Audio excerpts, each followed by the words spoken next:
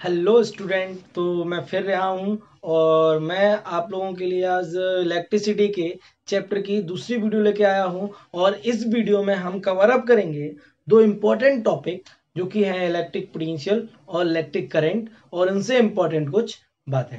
ठीक है बेटा। और इलेक्ट्रिक पोटेंशियल हम पहले समझेंगे, जो कि आप एनसीईआरटी से अलग है, क्योंकि एनसीईआरटी में पहले इलेक्ट्रिक करंट दे रखा है, फिर इलेक्ट्रिक पोटेंशियल दे रखा है। बट इलेक्ट्रिक करंट का बेटा कॉज होता है इलेक्ट्रिक पोटेंशियल, इसलिए हम पहले इलेक्ट्रिक पोटेंशियल को समझेंगे।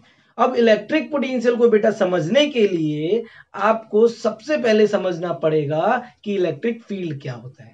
और इलेक्ट्रिक फील्ड समझने के लिए बेटा आपको यह समझना पड़ेगा कि इलेक्ट्रिक चार्ज क्या होता है। और इलेक्ट्रिक चार्ज को समझने के लिए आपको मेरा फर्स्ट वीडियो देखना पड़ेगा, उसके बाद आपको समझ में आएगा इलेक्ट्रिक चार्ज क्या होता है। तो आइए सीखते हैं इलेक्ट्रिक फील्ड क्या होता है। ठीक है बेटा, मानिए हमने यहाँ पर एक चार्ज रख रखा है। हमने यहाँ क्या रख दिया? एक चार्ज। ठीक है, हमने यहाँ एक चार्ज रखा और आपको पता है ये चार्ज एबल होगा दूसरे चार्ज पे फोर्स लगाने के लिए। सिंपल सा है। हमने कहा है बेटा इसके पास यहाँ पे ये चार्ज रखा हुआ है एक और, तो आपको पता है क्योंकि आप फर्स्ट वीडियो देख चुके हो, ये चार्ज इस दूसरे चार्ज पर सीधा अप्लाई कर देगा क्या? फोर्स। क्या अप्लाई करेगा? फोर्स अप्लाई करेगा। तो ये चार्ज यहाँ से रिपेल होगा, रिपेल होके दूर चला जाएगा। कहाँ जाएगा? दूर। फिर मैंने कहा बेटा अगर ये चार्ज यहाँ रखें तो ऑब्वियस सी बात है फोर्स लगाएगा, दूर चला जाएगा। मैंने कहा यहाँ रखा तो मैंने ऑब्जर्व किया कि फोर्स नहीं लगा। अब आपके दिमाग में ये आएगा कि सर फोर्स क्यों नहीं लगा, तो आप इस चीज को एक एग्जांपल के जरिए समझिए। मैंने कहा हमारे पास दो मैग्नेट है। ठीक है, ये मैग्नेट इस मैग्नेट पे जब यहां लाते हैं तो रिपेल करती है। कितनी स्ट्रेंथ से? बहुत स्ट्रेंथ से। यहां ले गए तो करती है, लेकिन वो स्ट्रेंथ कम हो गई, दैट मीन्स कम पावर से रिपेल करेगी। यहां ले गए तो और कम पावर से, यहां कर ही नहीं रही। दैट मीन्स हम कह सकते हैं कि मैग्नेट एक डिस्टेंस के अंदर आने पर दूसरी मैग्नेट को क्या करती है? रिपेल करती है। लेकिन अगर उससे बाहर जाओ तो वो रिपेल करना क्या कर देती है? बंद। तो इस मैग्नेट का एक चारों तरफ क्या बना? एक एरिया बना। उस एरिया में अगर दूसरा मैग्नेट आएगा तो उस पर क्या लगने वाला है? फोर्स लगने वाला है, अदरवाइज वो फोर्स नहीं लगाती। और उस फील्ड को, उस एरिया को जो वो मैग्नेट बनाती है, हम कहते हैं उसका मैग्नेटिक फील्ड। क्या बोलते हैं? मैग्नेट। ऑब्वियस बात, मैग्नेट का एरिया है मैग्नेट का, तो उसको क्या बोलेंगे? मैग्नेटिक फील्ड बोलेंगे। सेम इसके साथ है कि ये जो चार्ज जब यहाँ है तो यहाँ पर तो फोर्स लगाता है, लेकिन यहाँ फोर्स नहीं लगाता। तो मैंने बोला यहाँ पर नहीं लगाता, तो मैंने कहा यहाँ लगाता है, यहां नहीं लगा रहा। दैट मीन्स ये लिमिट है इसके फोर्स लगाने की। इसके बाहर अगर कोई चार्ज होगा तो वो उस पर फोर्स नहीं लगाएगा। तो मैं बोलूंगा कि ये जो जोन बना चार्ज का, इस जोन में अगर कोई दूसरा चार्ज एंटर करेगा तो ये उस पर क्या लगाएगा? फोर्स। लेकिन अगर वो चार्ज इससे बाहर हुआ तो उस पर फोर्स नहीं लगाएगा। बहुत इजीली आपको समझ में आ गया होगा। अच्छा, ये जो जोन बनेगा बेटा ये स्फेरिकल होगा। कैसा होगा? स्फेरिकल। ऑब्वियस सी बात, अगर ये चार्ज है तो इधर ऐसे ऐसे साइड डायरेक्शन में क्या लगने वाला है? फोर्स लगने वाला है। ठीक है, अब जरा समझिए, स्फेरिकल होगा। अब आपके दिमाग में ये आएगा कि सर ठीक है, मानते हैं कि ये यहां तक फोर्स लगाता है, इसके आगे नहीं, लेकिन ये कितना दूर हुआ? तो आप एक चीज समझ लीजिए, दो फोर्स होते हैं बेटा, एक ग्रेविटेशनल फोर्स होता है और एक होता है आपका इलेक्ट्रोस्टैटिक फोर्स।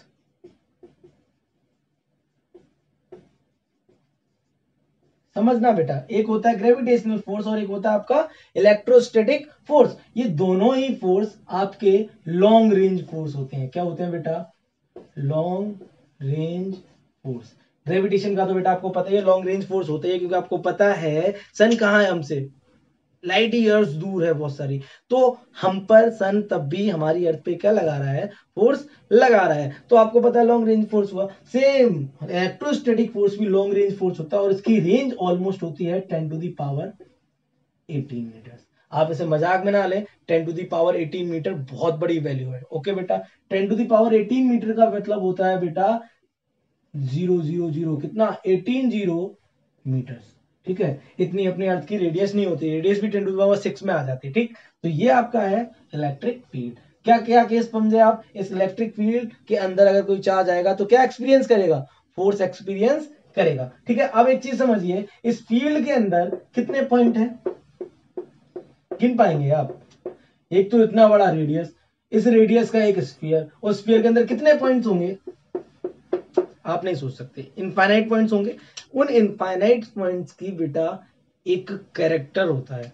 क्या होता है उन इनफाइनाइट पॉइंट का? एक कैरेक्टर। मैं आपको समझाने की कोशिश करता हूँ, आपको समझ में आ जाएगा। मैंने आपसे कहा इनके इस फील्ड के अंदर हर पॉइंट का एक कैरेक्टर होता है कि वो उनके पास कुछ स्ट्रेंथ होती है। किस चीज की स्ट्रेंथ? इस चीज की स्ट्रेंथ होती है कि अगर कोई चार्ज आप लाते हो और यहां रख देते हो इस पॉइंट पर, कोई चार्ज लाते हो यहां रख देते हो इस पॉइंट पर, कोई चार्ज लाते हो यहां रख देते हो इस पॉइंट पर, मतलब अलग अलग पॉइंट पे अगर कोई चार्ज, अलग अदर चार्ज, ये चार्ज यही रहेगा, ठीक है, इस फील्ड के अंदर लाके कोई अदर चार्ज लाके रखते हो, ठीक है बेटा, तो वो अदर चार्ज के पास क्या आ जाती है? एनर्जी। है ना मजेदार बात? दैट मीन्स जैसे ही चार्ज उस पॉइंट पे आया वैसे उसके पास क्या आ गई? एनर्जी। अब वो चार्ज एनर्जेटिक है, अब वो भाग सकता है, वो कूद सकता है, वो जा सकता है। समझ पा रहे हो अब मेरी बात? दैट मीन्स इस फील्ड के हर एक पॉइंट के पास एक स्ट्रेंथ है, एक पावर है, क्या प्रोवाइड कराने की? एनर्जी को प्रोवाइड कराने की। ठीक है, इतनी बात आपके समझ में आ गई होगी। अब आपके माइंड में ये आएगा, सर जादू तोड़ना कि एनर्जी प्रोवाइड करानी थी, करा दी, या फिर दे दी, क्योंकि आपने फिर 9th क्लास में एक चैप्टर भी पढ़ा है और एक लॉ पढ़ा है, law of conservation of energy. Energy can nether be created nor be destroyed, मतलब यहाँ एनर्जी क्रिएट तो हुई नहीं होगी तो आई कहां से? तो मैंने आपसे कहा था बेटा कि कुछ भी हो सकता है लेकिन कंजर्वेशन लॉ गलत नहीं हो सकता, तो इसलिए समझिए एनर्जी कैसे आती है। ठीक है, तो आप जरा पकड़िए बात को। मैंने बोला एक चार्ज यहां रखा हुआ है, अब आपको पता है अगर इस चार्ज की बात करूंगा तो ये चार्ज इसके अंदर नहीं है तो इसके पास कोई एनर्जी नहीं होगी, सिंपल। मैंने कहा इसको चार्ज को थोड़ा यहां खिसकाओ, यहां ले आए, फोर्स लगेगा? नहीं लगेगा, कोई एनर्जी नहीं। फिर मैंने बोला इस चार्ज को यहां पर ले आओ। अब आप कहोगे सर ये चार्ज जैसे यहां लाओगे, सर हम चार्ज इसको जैसे अंदर किए वैसे इस पे क्या लगा? एक फोर्स। कैसा फोर्स? Repulsive force. किधर की तरफ? बाहर की तरफ। और आपने इसको कहां खींचा? अंदर। आप उसको इस पॉइंट पे ले आए, ठीक है, इस पॉइंट पे आपने जैसे ही रखा, आपको इतने पर क्या करना पड़ा? वर्क। बेटा वर्क आपने किया, वो क्या डिस्ट्रॉय हो जाएगा? नहीं होगा डिस्ट्रॉय, वो वर्क इस चार्ज के अंदर स्टोर हो जाएगा। कैसे? As a potential energy. लेकिन वो किस पॉइंट पे रखा हुआ है? इस पॉइंट पे। तो इस पॉइंट की वो पोटेंशियल एनर्जी कही जाएगी। हमने कि इसको और खिसका दो, यहां ले आओ पास में, तो आपको वर्क और करना पड़ेगा, आपको वर्क और करना पड़ेगा, क्योंकि ये डिस्टेंस ज्यादा हो गया, आपको ज्यादा वर्क करना पड़ेगा। वर्क ज्यादा करोगे तो यहां पर एनर्जी भी कैसी आएगी? ज्यादा स्टोर होगी। मैं कहीं और इसको पास ले आओ, तो जैसे ही और पास लाओगे और वर्क करना पड़ेगा, तो यहाँ की एनर्जी और ज्यादा होगी, कि ज्यादा वर्क ज्यादा एनर्जी। और उस पॉइंट की, अगर वो पॉइंट ज्यादा एनर्जी दे रहा तो उसकी स्ट्रेंथ ज्यादा, और स्ट्रेंथ को हम एक वर्ड और बोलते हैं जिसे कहते हैं पोटेंशियल। क्या बोलते हैं बेटा? Potential. That means her point क्या है? हर पॉइंट के पास एक पोटेंशियल है, स्ट्रेंथ है, क्या करने की? एनर्जी प्रोवाइड कराने की। और वो एनर्जी कितनी होगी कौन डिसाइड करता है? वर्क डिसाइड करता है। तो हम हर एक पॉइंट की पोटेंशियल को मेजर कर सकते हैं। कैसे? अगर वर्क डन ज्यादा तो एनर्जी ज्यादा, तो पोटेंशियल ज्यादा। वर्क डन कम तो एनर्जी कम, तो पोटेंशियल कम। ठीक है, तो हम क्या कह देंगे? पोटेंशियल, जिसे हम क्या कहते हैं? Electric potential. Electric potential of a point is equal क्या हो जाएगा? Work done. जितना वर्क करोगे उतनी एनर्जी, उतनी स्ट्रेंथ, उतना पोटेंशियल। बहुत इजी है। Electric potential is work done. इतनी बात आपके समझ में आ गई। अब वर्क डन कैसा?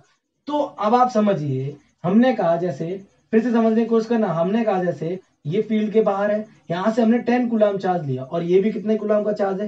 10 कूलम। ये 10 कूलम को रिपेल करा, इस 10 कूलम को हम यहां तक लेके आए, और इस 10 कूलम को यहां तक लाने में हमें वर्क करना पड़ा 100 जूल्स। तो इसके इस पॉइंट का पोटेंशियल भी कितना हो गया? 100, क्योंकि जो वर्क डन वो पोटेंशियल, हमारी मेजरमेंट। ठीक है, फिर मैंने बोला इसी 10 कूलम को हम यहां लेके आए, कितना वर्क करना पड़ा? 200 जूल। तो 200 जूल यानी 200 जूल एनर्जी, यानी इसका पोटेंशियल कितना हो गया?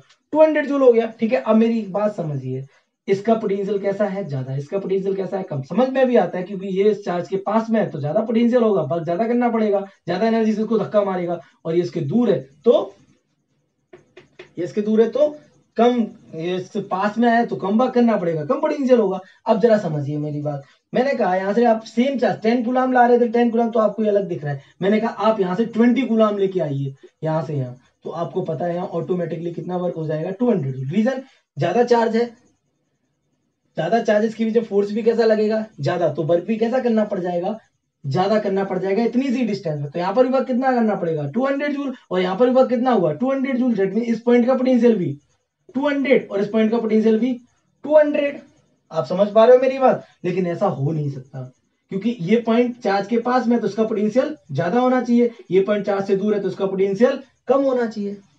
समझ रहे हो आप मेरी बात। फिर कैसे हो गया इक्वल, तो आपको समझ में आया होगा कि यहां से यहां तक कितना लाए थे, सिर्फ 10 कूलम चार्ज, लेकिन यहां से यहां तक कितना लाए 20 कूलम। हमने बेईमानी ही करी है। कैसी बेईमानी, हमने पार्शियलिटी कर दी। एक जगह के लिए हम लेके आए 20 कूलम, एक जगह के लिए आए हम 10 कूलम। तो आप क्या कहोगे, कैसे पता चलेगा। तो आपको कंफर्म करने के लिए या कंपेयर करने के लिए कि इस पॉइंट का पोटेंशियल कितना है, कैसा है, ज्यादा है, कम है, आपको सेम अमाउंट का चार्ज लाना पड़ेगा। और आप एक चीज सीख लीजिए मुझसे कि जब भी सेम अमाउंट की कोई भी चीज लानी होती कंपेयर करने के, तो हम लाते हैं unit 1।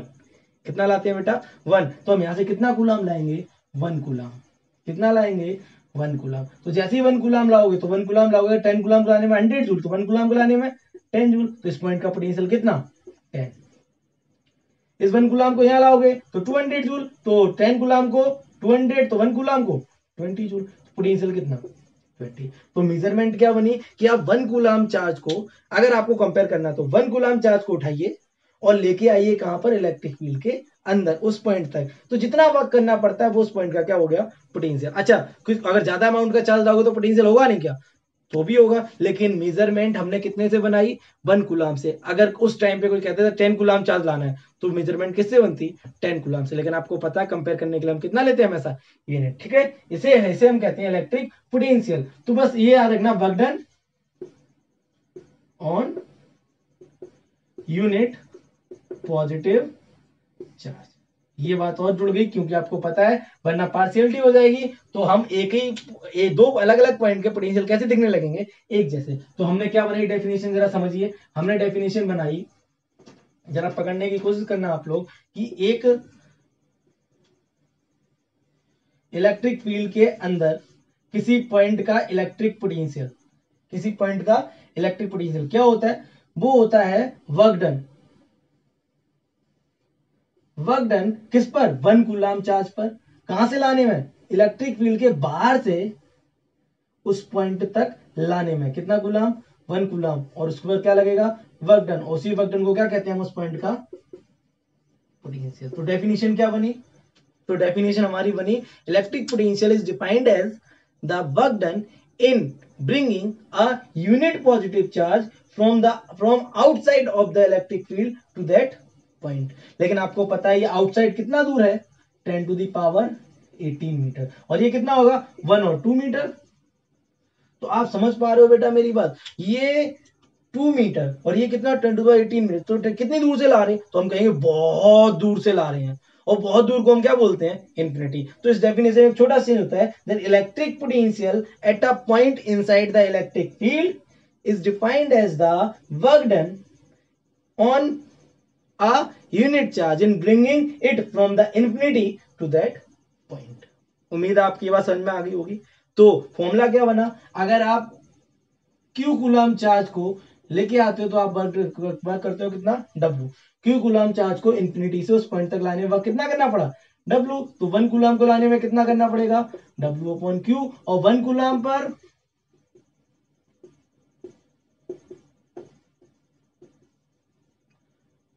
Work done on 1 coulomb, तो ये क्या हो जाएगा W अपॉन क्यू, डिवाइड में चला जाएगा। और वर्क डन ऑन 1 कूलम क्या कहलाता है हमारा इलेक्ट्रिक पोटेंशियल। तो इलेक्ट्रिक पोटेंशियल इक्वल हो जाएगा W अपॉन क्यू। इसको हम डिनोट करते हैं बेटा कैपिटल V से, W अपॉन क्यू। उम्मीद है आपके बात ये समझ में आ गई होगी। अच्छा, ये जो W, इसकी अगर यूनिट देखोगे तो W की यूनिट हो गई जूल, और कुल की चार्ज की हो गई कूलम, तो इसकी यूनिट हो गई जूल पर कूलम। ऑब्वियस सी बात है, जूल पर कूलम इसकी क्या होगी यूनिट। जब ना याद रहे तो आप इसको याद रखना, इसकी क्या होती है यूनिट होती है। बट बेटा एक ऐसा यूनिट भी है that means on the name of a scientist, इसकी यूनिट होती है वोल्ट। क्या होती है बेटा, एक साइंटिस्ट है वोल्ट, उसके नाम पे ये यूनिट रखी गई है वोल्ट। ठीक है, तो इलेक्ट्रिक पोटेंशियल की यूनिट क्या होती है वोल्ट। बात समझ में आ गई। चलिए आगे बढ़ते हैं, अगला टॉपिक। एक चीज समझिए, क्या आप बिहेवियर में कभी किसी चार्ज को इन्फिनिटी से लाते हैं। अब ये भी मैंने आपसे बोला, इन्फिनिटी बोले तो 10 टू द पावर 18 मीटर। मैंने कहा यहाँ का पोटेंशियल बताइए, आप नहीं बता सकते। रीजन, ना तो कोई चार्ज आप इन्फिनिटी से लाए होगे, ना उतना वर्क डन कर पाओगे, ना वर्क डन मेजर कर पाओगे, चार्ज ला ही नहीं पाओगे। फिर हम मेजर क्या करते हैं? तो देखो ये जो बात थी ना इलेक्ट्रिक पोटेंशियल, ये एक आप कह सकते हो आइडियल कंडीशन है कि इन्फिनिटी से लेके आएंगे चार्ज, लेकिन एक्चुअल में चार्ज हम इन्फिनिटी से नहीं लाते। तो कहां से लाते हैं? अब मैं यहाँ खड़ा हूं, मैंने कहा चार्ज लेके आओ, तो आप कहोगे सर हम इन्फिनिटी से ला सकते हैं। हम कहें कहां से लाओगे? आगरा से। आगरा तो 10 टू द पावर 18 मीटर जितना दूर नहीं है, तो यानी कि वो तो फील्ड के अंदर से ही ले आई। आप कहोगे नहीं नहीं सर दिल्ली से लाएंगे, दिल्ली भी 10 टू द पावर 18 मीटर से दूर नहीं है। फिर आप कहोगे नहीं नहीं सर हम कहां से लाएंगे? इंडिया के बाहर से लाएंगे, यूएसए से लाएंगे। तो बेटा यूएसए भी 10 टू द पावर 18 मीटर से ज्यादा दूर नहीं है। बेटा आप 10 टू द पावर 18 मीटर के लिए अर्थ से बाहर चले जाएंगे, तब जाके आप क्या ला पाएंगे? चार्ज ला पाएंगे। दैट मीन्स हम कितनी भी कोशिश कर लें तो भी चार्ज को इलेक्ट्रिक फील्ड के अंदर ही किसी पॉइंट से किसी दूसरे पॉइंट तक ला सकते हैं। कितनी भी कोशिश कर लें तो भी हम कभी भी चार्ज को इन्फिनिटी से ला ही नहीं सकते। तो बिहेवियर में क्या है? तो बिहेवियर में होता है, बिहेवियर में होता है from one point two another, यानी आप एक पॉइंट से उठाओगे चार्ज और दूसरे पॉइंट पे लेके आओगे इलेक्ट्रिक फील्ड। अब जिस पॉइंट से उठा रहे हो उसका भी कुछ पोटेंशियल होगा और दूसरे पॉइंट तक ला रहे हो उसका भी कुछ पोटेंशियल होगा, तो वर्क डन करना पड़ेगा यहां से यहां लाने में। ऑब्वियस बात, यहां से यहां लाने में क्या करना पड़ेगा आपको? Work done. और यहां से यहां लाने में आप जो वर्क डन करोगे उस वर्क डन को हम कहते हैं पोटेंशियल डिफरेंस। कैसे? डिफरेंस क्यों वर्ड आया आप जरा ये समझें। ठीक, मैं आपको बताता हूं। मैंने बोला ये रहा एक पॉजिटिव चार्ज, ये इसका फील्ड है, ठीक है। आपने मैंने बोला ये एक पॉइंट है और एक पॉइंट ये है, यहां से चार्ज को लेके आए यहाँ पॉइंट ए से पॉइंट बी तक। अब मैं आपसे पूछूं बताओ हायर पोटेंशियल कौन सा होगा? बी पर ज्यादा पोटेंशियल होगा ए पर? तो आप कहोगे सर यहीं से तो चार्ज लाना स्टार्ट किया होगा, ये पास में है तो इस पे कम वर्क किया होगा। मान लिया इस पे वर्क किया हमने कितना? 60 जूल, और यहां से यहां लाने में वर्क कितना किया होगा सर? यहां से यहां लाने में हमने किया होगा 100 जूल।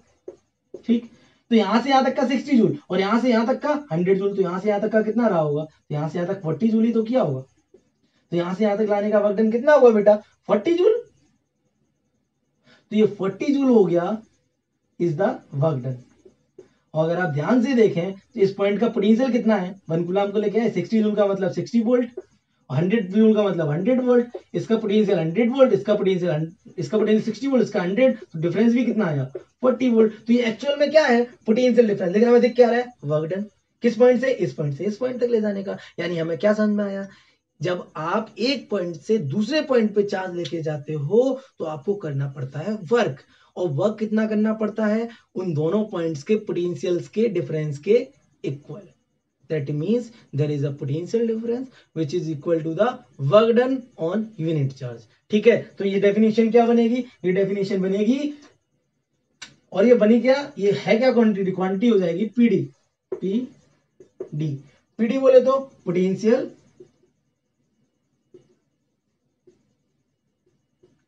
डिफरेंस। बेटा यही मैटर करता है, यही हमारे रियलिटी में काम में आता है और यही इसी से हम काम करते हैं। Potential difference, potential difference is the work done in bringing a unit positive charge, बात वही रहेगी, unit positive charge from a point, क्या बदलेगा? फ्रॉम वन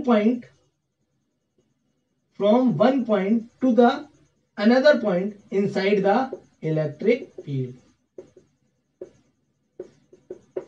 एक पॉइंट से दूसरे पॉइंट तक लाने में इलेक्ट्रिक फील्ड के अंदर जो वर्क डन करना पड़ता है उसको हम क्या बोलते हैं? Potential difference. ये पोटेंशियल डिफरेंस कितना होगा? वी बी माइनस बी ए, यही तो होगा, बी बी माइनस बी ए। और ये किसके इक्वल होगा?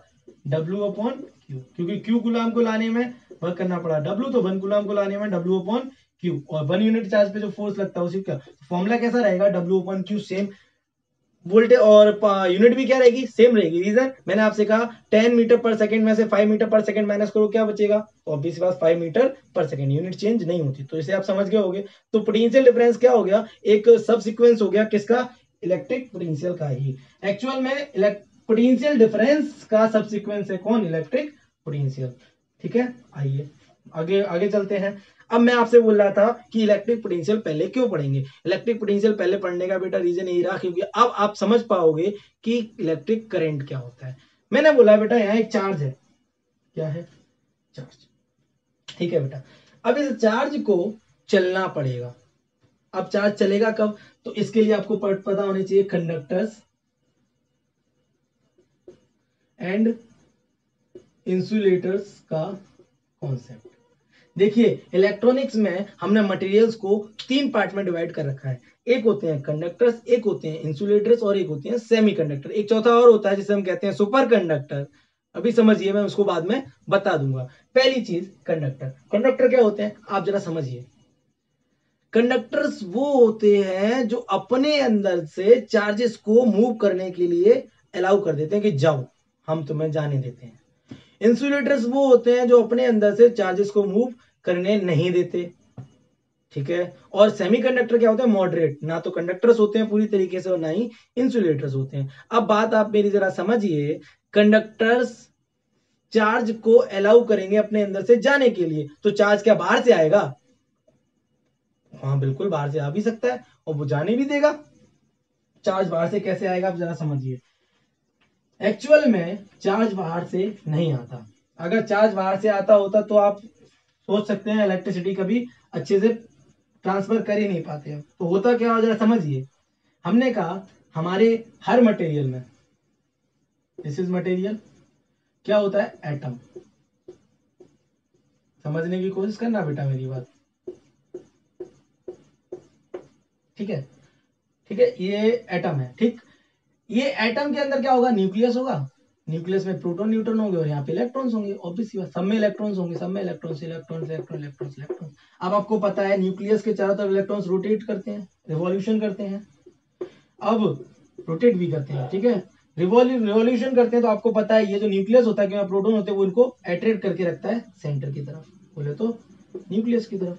क्या ये इलेक्ट्रॉन्स अपने एटम से बाहर जा सकते हैं, जा सकते हैं। कब, जब इनको एनर्जी मिलेगी तब। जब इनको एनर्जी मिलेगी तो ये कहां चले जाएंगे, बाहर चले जाएंगे। इजी है, बहुत इजी है, क्योंकि इनको एनर्जी मिलेगी तो आपको पता ही, और ऊपर वाली सेल में और अपनी सेल छोड़ के कहां निकल जाएंगे, एटम से बाहर, और ये आयन बन जाते हैं। 9th क्लास में आपने सीखा है। लेकिन यहां समझिए आप, मैंने आपसे बोला इसको हमने एनर्जी दी। अब आप कहोगे एनर्जी कहां से दे दी सर हमने, तो देखो एनर्जी देने का मतलब होता है, आपको पता है हम लोग 27 डिग्री सेल्सियस पे रहते हैं, और 27 डिग्री सेल्सियस का मतलब बेटा होता है कि एक थर्मल एनर्जी है जो हमने ली। जैसे आप कहोगे सर हमें तो गर्मी नहीं लगती 27 डिग्री सेल्सियस रूम टेम्परेचर पे, हमें तो लगता है कि हम नॉर्मल है। लेकिन आप एक बात, अगर पोलर बियर को मैं ले आऊं यहाँ पर तो आपको समझ में आएगा कि पोलर बियर को कितना गर्मी लग रहा है। वो खुद कहेगा अरे यार मैं कहाँ आ गया, इतनी गर्मी है यहाँ। तो सब कुछ ये होता है, हीट अभी भी हमारे पास है, लेकिन हमारी बॉडी उतना टॉलरेट कर लेती है, तो हमें मालूम नहीं पड़ रही कि हमारे पास हीट है, ठीक है बेटा। तो देखो हमने इसको हीट दी, या नेचर ने दी 27 डिग्री सेल्सियस की, ठीक है।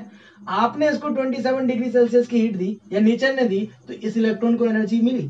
अब इस इलेक्ट्रॉन को एनर्जी मिली तो हो सकता है ये इलेक्ट्रॉन यहाँ से यहाँ कूद जाए, हो सकता है यहां से यहाँ कूद जाए, ठीक है। अगर इलेक्ट्रॉन इसमें से बाहर निकल आता है तो आ जाता है इस स्पेस में, जो कि एटम्स के बीच की स्पेस है।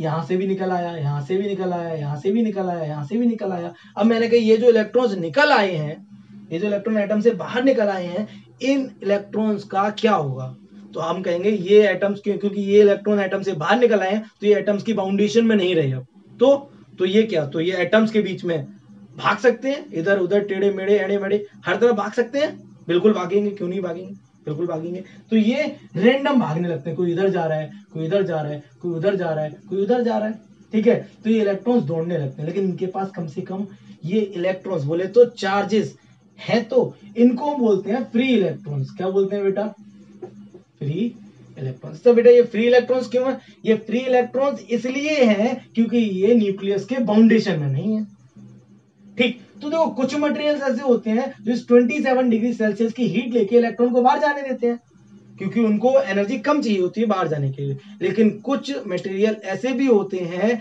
जिनका इलेक्ट्रॉन न्यूक्लियस से इतना टाइटली बाउंड होता है कि उसको न्यूक्लियस से बाहर निकालने के लिए, एटम से बाहर निकालने के लिए आपको बहुत ज्यादा एनर्जी देनी पड़ती है। इवन आप कितनी भी एनर्जी दे दो वो निकलेंगे भी नहीं, इतनी ज्यादा होता है। तो आप समझिए, इसका मतलब ये हुआ कुछ मटेरियल ऐसे भी होंगे कि इनको आप हीट दे दो 27 डिग्री सेल्सियस की, लेकिन इनका इलेक्ट्रॉन बाहर नहीं आएगा। दैट मीन्स इनके अंदर फ्री इलेक्ट्रॉन्स नहीं होंगे। क्यों बाहर ही नहीं निकले? क्योंकि उनके इलेक्ट्रॉन्स न्यूक्लियस से टाइटली बाउंड होंगे। सिंपल सी बात है। ठीक, अब इनके इलेक्ट्रॉन्स न्यूक्लियस टाइटली बाउंड है, तो इनमें तो चार्जेस हैं, फ्री हैं, और क्या कर रहे हैं? दौड़ रहे इधर से उधर मूव करने के लिए, और इनमें चार्जेस है ही नहीं। तो ऐसे मटेरियल्स को हम बोलते हैं इंसुलेटर्स। क्या बोलते हैं बेटा? और ऐसे मटेरियल्स को हम बोलते हैं कंडक्टर्स। याद रखना, कंडक्टर से 27 रूम टेम्परेचर पर ही हो जाते हैं। ठीक है बेटा, आपके समझ में आ गई होगी बात। तो कंडक्टर इंसुलेटर्स आपके समझ में आए। कंडक्टर्स वो होते हैं जिनके पास बहुत सारे फ्री इलेक्ट्रॉन्स। फ्री इलेक्ट्रॉन्स बोले तो जो एटम से कहां निकल आए? बाहर। बाहर कैसे आते हैं? इस 27 डिग्री सेल्सियस की थर्मल एनर्जी को एब्जॉर्ब करते हैं, और एब्जॉर्ब करके कहां जाते हैं? बाहर। और बाहर आने का मतलब बॉडी से बाहर नहीं आते, बॉडी से बाहर नहीं आते, वो उसी बॉडी के अंदर रहते हैं। अब आपके माइंड में एक क्वेश्चन और आया होगा, सर जैसे ही इसमें से इलेक्ट्रॉन बाहर आया ये,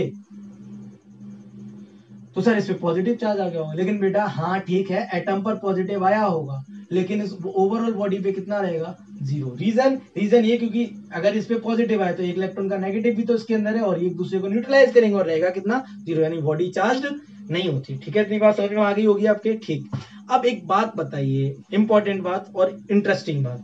अगर मैंने आपसे कहा ये इलेक्ट्रॉन टेढ़े मेढ़े घूम रहे हैं, ये दौड़ रहे हैं, ठीक है, ये जब दौड़ रहे हैं तो आप जानते होंगे, क्योंकि आपने सबने पढ़ रखा है, इलेक्ट्रिक करंट होता है फ्लो ऑफ चार्जेस। क्या होता है बेटा?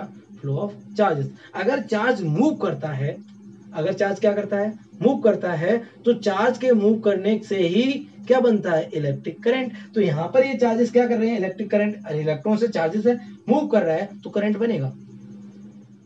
जैसे मैंने कहा ये कॉपर वायर है, अभी मैंने किसी में नहीं लगाया, तो इसके अंदर इलेक्ट्रॉन्स कैसे होंगे? फ्री, क्योंकि कंडक्टर है, और इलेक्ट्रॉन्स फ्री होंगे तो रेस्ट में तो होंगे नहीं, इधर उधर मूव कर रहे हो, तो उनसे क्या बनना चाहिए? करंट। और मैं इसको पकड़ूं तो मुझे क्या लग जाना चाहिए? शॉक लगना चाहिए। क्यों? क्योंकि करंट होगा। लेकिन शॉक नहीं लगता। क्यों नहीं लगता? समझिए, ये जो इलेक्ट्रॉन जब इधर जा रहा होता है, ठीक है, तो उसी टाइम इतने सारे इलेक्ट्रॉन्स में से कोई तो एक इलेक्ट्रॉन ऐसा होगा जो उसी टाइम किधर आ रहा होगा? इधर। और ये ऑटोमेटिक एक दूसरे को क्या कर देते हैं? Cancel out. यानी ओवरऑल नेट मूवमेंट क्या होती है? जीरो। और नेट मूवमेंट जीरो होने का मतलब इलेक्ट्रॉन दौड़ ही नहीं रहा, और दौड़ नहीं रहा तो करंट भी नहीं है। अब करंट होता है क्या? आप समझिए, एक चार्ज का अपनी एक जगह से किसी दूसरी जगह चले जाना ही क्या कहलाता है? Electric current flow. Obvious current का मतलब होता है फ्लो। आप इस चीज को समझ लीजिए, इलेक्ट्रिक करंट मतलब होता है इलेक्ट्रिक चार्ज का फ्लो। करंट का मतलब झटका नहीं होता, करंट का मतलब फ्लो होता है। आप डिक्शनरी में देख लो। ठीक है, तो जब मैं बोल रहा हूं electric current, that means the flow of electric charges, क्या कहलाएगा? Electric current. अब चार्जेस फ्लो कैसे होंगे आप ये समझिए। तो आपको बताओ, अभी अभी मैंने आपसे थोड़ी देर पहले कुछ बताया था, आप उसको जरा रिलेट करो। चार्जेस फ्लो कैसे होंगे? भाई चार्जेस फ्लो तब होंगे जब उनके पास काइनेटिक एनर्जी होगी। अच्छा, चार्जेस के पास काइनेटिक एनर्जी कैसे आएगी? तो चार्जेस के पास काइनेटिक एनर्जी तब आएगी जब उनके पास पोटेंशियल एनर्जी होगी। अच्छा, चार्जेस के पास पोटेंशियल एनर्जी कैसे आएगी? तो चार्जेस के पास पोटेंशियल एनर्जी तब आएगी जब वो इलेक्ट्रिक फील्ड के अंदर जाएंगे। अच्छा, इलेक्ट्रिक फील्ड के अंदर जाने पर एनर्जी क्यों आएगी? क्योंकि इलेक्ट्रिक फील्ड के अंदर हर एक पॉइंट का कुछ पोटेंशियल होता है, और पोटेंशियल क्या देता है? Potential energy. पोटेंशियल एनर्जी मिलेगी तो काइनेटिक एनर्जी, और काइनेटिक एनर्जी तो मूवमेंट। समझ पा रहे होंगे आप मेरी बात। दैट मीन्स चार्जेस को फ्लो कराना कहलाता है इलेक्ट्रिक करंट। और चार्जेस फ्लो कहां होंगे? कंडक्टर में। कंडक्टर्स में चार्जेस क्या होते हैं? फ्लो होते हैं। तो कंडक्टर्स में चार्जेस फ्लो कैसे होंगे? तो देखो, हमने यहाँ पे रख दिया है कंडक्टर। ये क्या है? कंडक्टर वायर मान लो। ठीक है, इसके अंदर क्या है? ये इलेक्ट्रॉन्स, फ्री इलेक्ट्रॉन्स। ठीक है, अभी ये कैसे भाग रहे हैं? टेढ़े मेढ़े। ठीक, अब अभी इसमें करंट बन ही नहीं सकता, क्योंकि ये कैसे भाग रहे हैं? सब रैंडम मोशन कर रहे हैं। कैसा मोशन कर रहे हैं? रैंडम। लेकिन अगर मैं यहाँ पर एक चार्ज रख दूं, तो आपको पता है इसका क्या बनेगा? एक फील्ड। तो मैं बोलूं इस पॉइंट पर कुछ इसका पोटेंशियल होगा, और इस पॉइंट पर भी कुछ इसका क्या होगा? पोटेंशियल। यानी इस कंडक्टर पे क्या क्रिएट हो गया? Potential difference. जैसे ही पोटेंशियल डिफरेंस क्रिएट हो गया, आपको पता है इन इलेक्ट्रॉन्स पे धक्का लगेगा, और ये जो इलेक्ट्रॉन इधर जा रहा है, इस पर किधर किधर फोर्स लगेगा? अट्रैक्ट करेगा ना इसको, इधर। इसको भी किधर अट्रैक्ट करेगा? इधर। इसको भी किधर अट्रैक्ट करेगा? इधर। इसको भी किधर अट्रैक्ट करेगा? इधर। और इसको भी किधर अट्रैक्ट करेगा?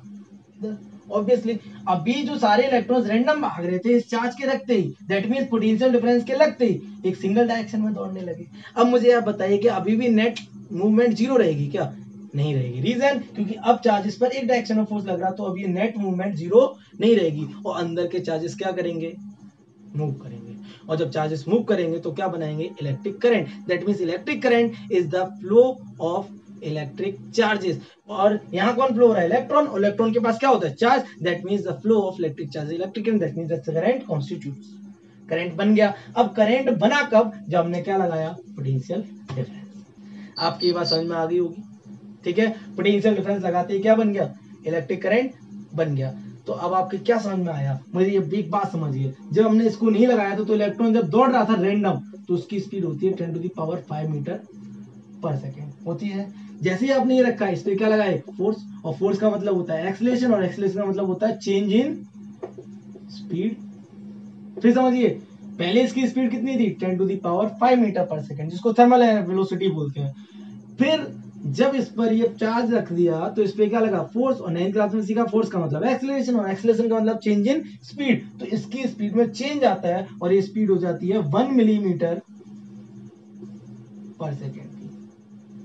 अब आप कहोगे सर 1 मिलीमीटर पर सेकेंड किसकी? इसकी या इसकी या इसकी या इसकी या इसकी? बेटा मैं ये एवरेज बता रहा हूँ। जैसे किसी की 2 मिलीमीटर पर सेकेंड होगी, किसी की 3 मिलीमीटर पर सेकेंड होगी, किसी की 0.5 मिलीमीटर पर सेकेंड होगी। सबका एवरेज निकालोगे तो ऑलमोस्ट आता है 1 मिलीमीटर पर सेकेंड। तो ये 1 मिलीमीटर पर सेकेंड की स्पीड से मूव करने लगते हैं। और ये जो वेलोसिटी होती है इसको हम बोलते हैं बेटा ड्रिफ्ट वेलोसिटी। क्या बोलते हैं बेटा? Drift velocity. इसको क्या बोलते हैं? ड्रिफ्ट। और ड्रिफ्ट क्यों? क्योंकि ये चार्ज इनको ड्रिफ्ट कर रहा है, खींच रहा है, किधर? घसीट रहा है, झाड़ू सी लगा रहा है, इसलिए उसको बोलते हैं ड्रिफ्ट वेलोसिटी। तो पहले वो कैसे चल रहे होते हैं? बहुत ज्यादा स्पीड से, लेकिन कुछ पर्टिकुलर मूवमेंट नहीं होता। लेकिन after applying the electric charge और इलेक्ट्रिक पोटेंशियल और पोटेंशियल डिफरेंस, सारे एक डायरेक्शन में मूव करने लगते हैं, उनकी स्पीड चेंज हो जाती है, और चेंज होकर कम हो जाती है। उस स्पीड को क्या बोलते हैं? Drift velocity. तो अब मैं अगर आपसे क्वेश्चन पूछूं, करंट कौन बनाता है?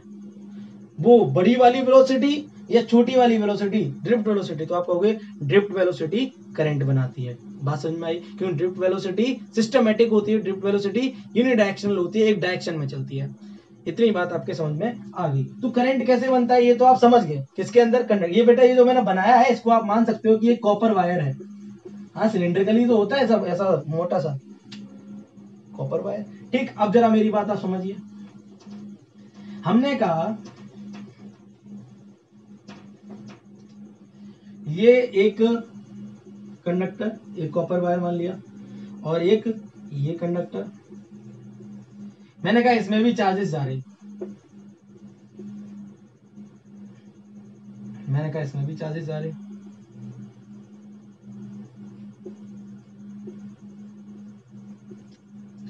ये ऐसे जा रहे, ठीक है बेटा। मैंने कहा बताओ करंट किसमें ज्यादा है? तो आप क्या कहोगे? सर करंट कैसे हम कह सकते हैं? फ्लो होता है। हाँ, तो फ्लो जिसमें ज्यादा होगा उसमें करंट ज्यादा होगा ना। तो आप कहोगे सर फ्लो कैसे मेजर कर सकते हैं? बिल्कुल कर सकते हैं बेटा फ्लो मेजर। अगर मैं आपसे ये कहूं कि एक पाइप पतला है, एक पाइप मोटा है, मुझसे एक समर वाला है, एक नॉर्मल है, तो बताओ किसमें से किसमें वाटर फ्लो ज्यादा है? तो आप कहोगे समर वाले पाइप में वाटर फ्लो ज्यादा है। आप गलत हो गए। जरूरी है समर वाले पाइप में ज्यादा हो? हम समर वाले पाइप को बहुत कम खोलेंगे और पतले वाले पाइप को ज्यादा खोल देंगे, तो पानी किसमें ज्यादा आएगा? पतले वाले पाइप में से।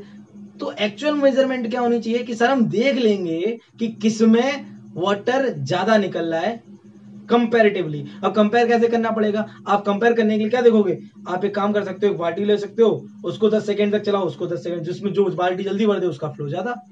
ठीक है, तो यहां पर आपको कंपेयर करने के लिए एक चीज लेनी पड़ेगी जिसको हम बोलेंगे टाइम।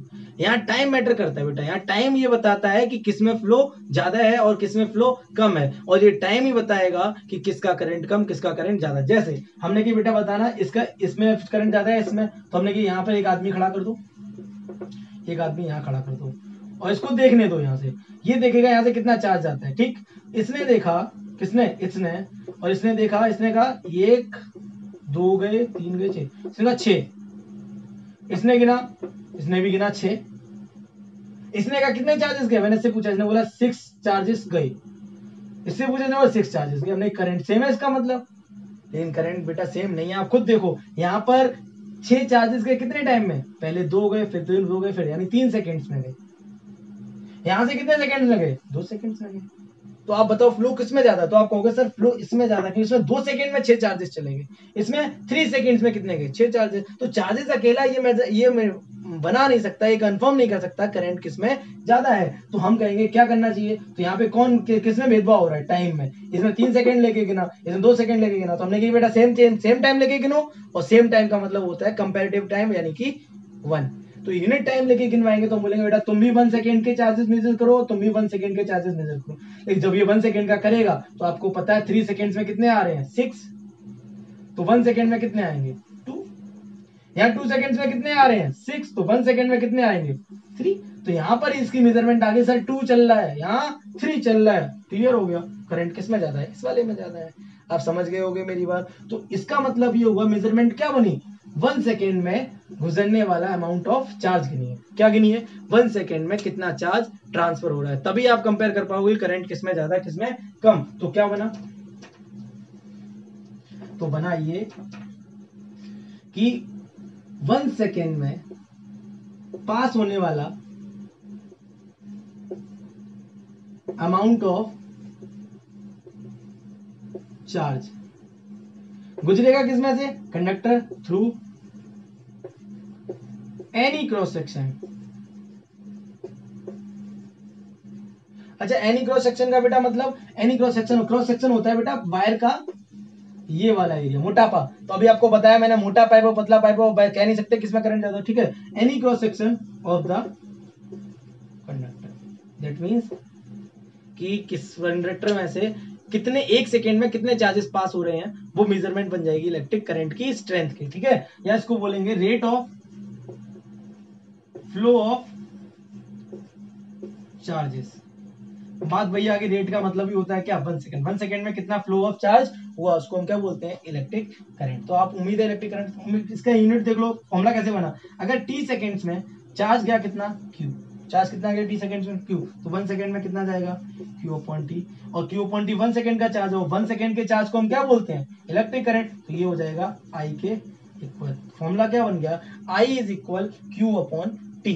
क्यू यूनिट अगर मैं इसकी पूछूं तो क्यू की यूनिट कूलम, टाइम की यूनिट सेकंड, तो इसकी यूनिट होगी कूलम पर सेकंड। बट इसकी एक ऐसा यूनिट भी है, ठीक है, जो कि साइंटिस्ट के नेम पे रखी गई, वो है एम्पियर। क्या है बेटा, एम्पियर। क्या है बेटा, एम्पियर। इतनी बात आपके समझ में आ गई होगी। तो ये था हमारा इलेक्ट्रिक करंट, और वो है हमारा इलेक्ट्रिक पोटेंशियल। क्या इलेक्ट्रिक करंट इलेक्ट्रिक पोटेंशियल के बिना बन सकता है, जी नहीं बन सकता, ठीक है। तो आप ये चीज दिमाग में रखिएगा, इलेक्ट्रिक करंट इलेक्ट्रिक पोटेंशियल के बिना बनना मुश्किल है। तो कौन सी चीज है जो इलेक्ट्रिक करंट को कंटिन्यूअसली बनाए रखती है, तो वो होती है इलेक्ट्रिक पोटेंशियल। क्लियर है बेटा इतनी बात। तो इसको आप एक बार फिर से देख लीजिएगा अगर आपको एक बार में समझ में नहीं आया, और अगर आपको इससे रिलेटेड कोई भी डाउट होता है, ठीक है, कोई भी डाउट होता है इलेक्ट्रिक पोटेंशियल इलेक्ट्रिक करंट को लेकर, तो आप कमेंट सेक्शंस में जरूर मुझसे पूछें, ठीक है।